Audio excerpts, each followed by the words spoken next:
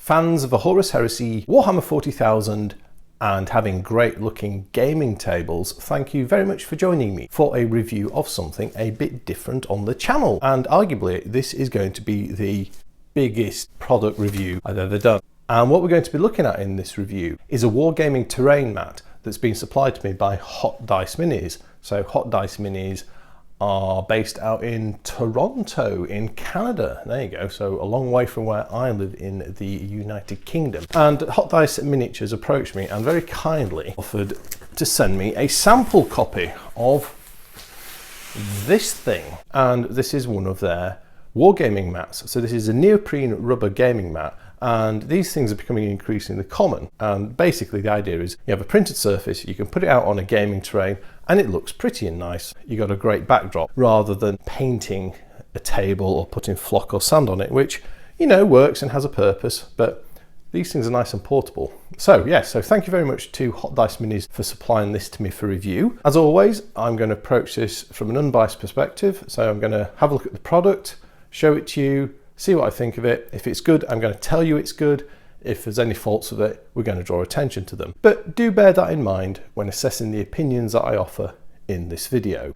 So the particular gaming mat we've got here is called Conflict in Sepia. And as I recall, we have an urban terrain map, and on the other side, we have a sort of desert arid terrain map. The second thing about this is it is a double-sided gaming mat. I've got a single-sided one of these that I bought myself from, I think, Deep Cut Studios a couple of years back, but this is the first time I've actually had my hands on a double-sided version. As I say, this is a 4x6 gaming table. The mat is 4x6 feet in dimensions. I will leave a link in the description to Hot Dice Miniatures web store, and the guy who runs the company also is over on Twitter, where I also post stuff under the tag of Travis. I'll leave links to both of those in the description. Right, enough procrastination and introductions. Let us open up this tube. As is the custom on a leaky cheese video, we will have the scrap with the packaging to see if man versus packaging, who is going to win. No, it's not going to be that, is it? Maybe, maybe we're going here.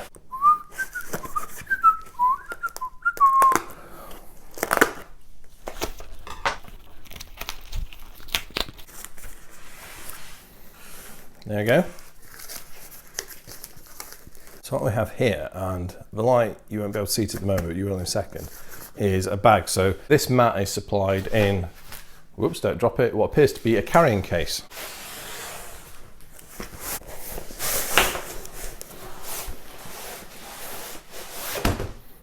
Very nice, there we go. So out of its transit tube, and here we actually have the gaming mat. It comes in a transport tube bag, a bit like a, I don't know, maybe what you might carry a fishing rod around in. Let's have a little look.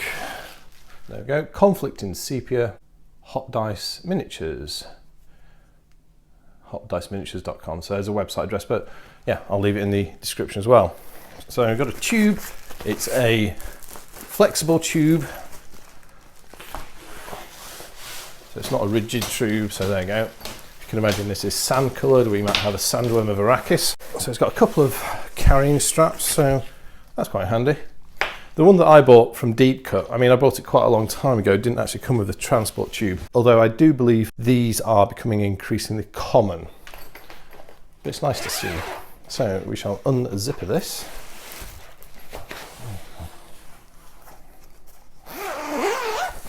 There we go. So we'll put the transportation case aside, and here we have the tube.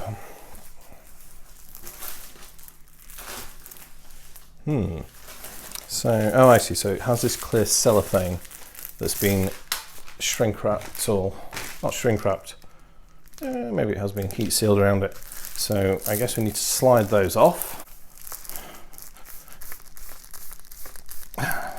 No dodgy comments, thank you, in the down below. In terms of price, I believe, if I remember rightly, these are 130 Canadian dollars. So I don't know really how that translates to elsewhere in the world money. Perhaps that's something to have a quick go on with, the going rate in the UK for these is about 60 quid. There we go. This is the, right, so, ooh, which side shall we look at first? Well, as we can see it, let's start with the urban face. Change my mind, we're going to roll it out, which means we will see the desert first.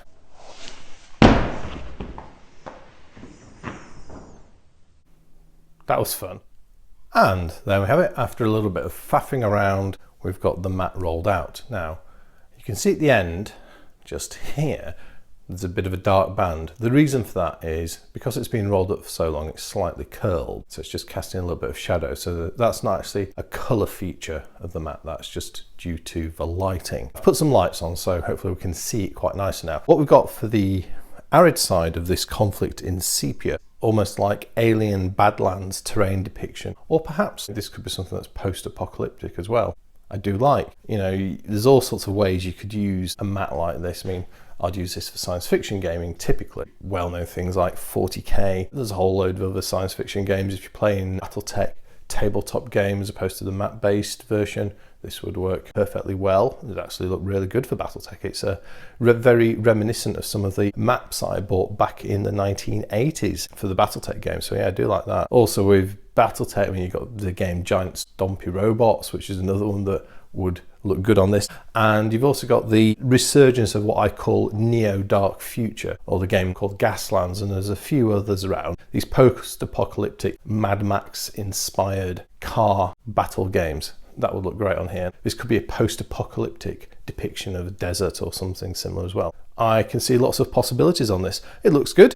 In terms of the material and the quality, well, what I'm going to do is once we've looked at both sides of this map, then we're going to go down and zoom in and have a much closer look at it and just see what it looks like. And we're also going to just look at the thickness of the material and the quality of the printing. But before we do that, we need to flip this over to the urban terrain setup. So as if by magic, it's going to flip. So we'll say the magic word, hey presto, and it's done. I flipped it over. I've also turned it around, so we've got our curly end at this end now, so we don't have that issue with the shadow, so you can probably see the detail all the way at the end. One thing I didn't say when we're looking at the first side of the mat is just a dimensions check. You know, this is a 4x6 board, bought trade, so you know it's cut to the correct size. The gaming mat seems to fit it. It may be just a soupçon smaller than the full 4x6. Maybe not such a bad thing, because if you've got overhang or the mat going all the way to the very edge, you're a bit more likely to get scuffing, marking, and maybe even damage to the mat. So that probably seems a sensible thing.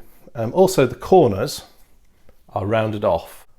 That's for the same sort of purpose, prevents damage. Now, looking at the urban side of the map, this looks very good. This is much more scaled towards skirmish games, so 25mm and up, 28mm, 30, 32mm, all those sort of broad range of what you might call heroic scale or thereabouts science fiction gaming. So perfect for 40K and probably things like Infinity as well, I guess. Looks very well scaled against that. Warzone Resurrection as well, I think it's well scaled for. Probably doesn't look maybe quite so good for micro scale, because everything looks like these grills are kind of like quite big, and maybe that might be in a couple of meters square. But then again, everyone's got their own tastes and you can use it how you like. I do like these little parking bays that they've marked out. So you got one here and you got another one here, here. And I suppose the footprints of these grills, such as this here and this one here, you could use them as footprints for buildings to add to this. And if you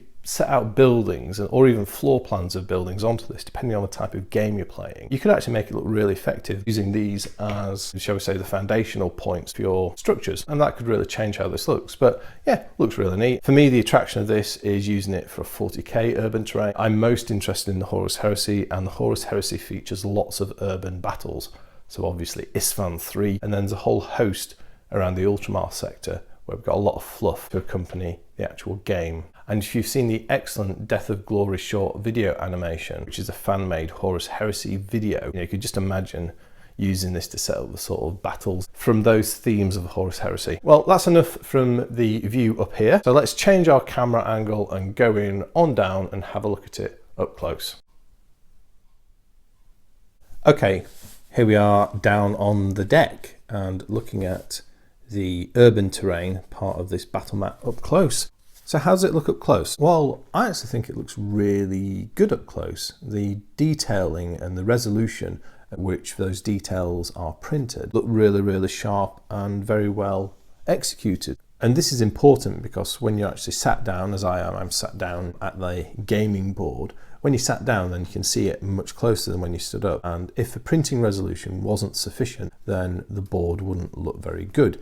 But this does look really good. It's really nice to actually see the details up close because they are quite sharp and crisp. Let's just grab the camera and have a little look around some of the details up close. So we've got these grills, which are quite neat. Lots of tubes. So this place looks like it's been half dismantled.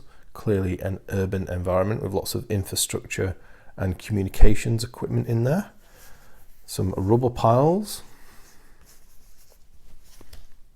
I guess you could use the rubble piles as cover if you wanted in game, you know, instead of actually having 3D terrain, you could use it as a 2D terrain feature. And I really like these, I don't know what they're supposed to be, but I call them parking lots, where they're marked out with this bright orange lining. And those are very nice, very sharply executed. And here's one a little bit closer as well. And they're numbered as well. I guess you could use a numbering for various things in games and scenarios you were doing. You've got this grill design as well, or this plate cover. Maybe these, you might imagine, are parts of roofs or some sort of roofing panel or building panel that's being blown off a building. You can see that they're scattered all around the gaming board. Very good. I do like that. Then there's another variation on the grill design with this particular type. And then you've got the paving, which has got its own particular graphic that's used to depict it. This looks really, really good up close. Clearly, it's very geared towards 28mm gaming. I guess you could cover those over to kind of hide that feature of it. And then, yeah, I guess it could work that way. But certainly for your Warhammer 40,000 and games of a similar scale, this would make a great urban backdrop. And then, you know, stick your buildings and your other features on. Don't forget your skips and your rubbish bins. I think that'll look really, really good. Okay, so now it's time to flip this over and we'll have a close-up look at the arid Badlands side of the battle mat.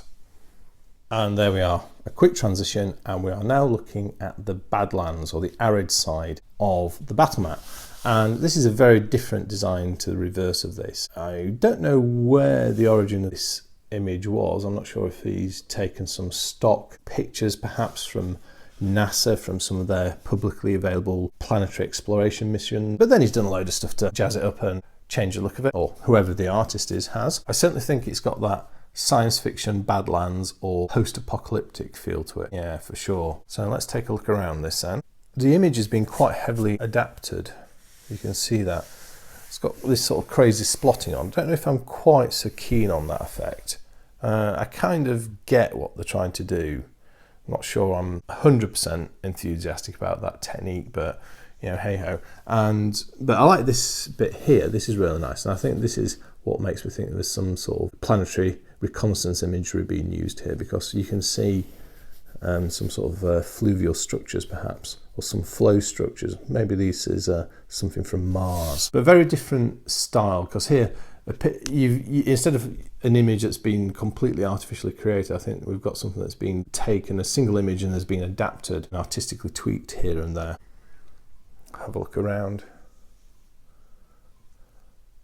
But I guess looking at these mats like this is never quite representative, because you've got to think, well, okay, I'm saying I'm not so keen on the splotty effects, but with some scatter terrain on it, you know, I could stick a building there and you wouldn't see it so much. It'll change the look of it. So you've got to kind of like think about how these things will look once they've got the terrain on. That will change the feel greatly.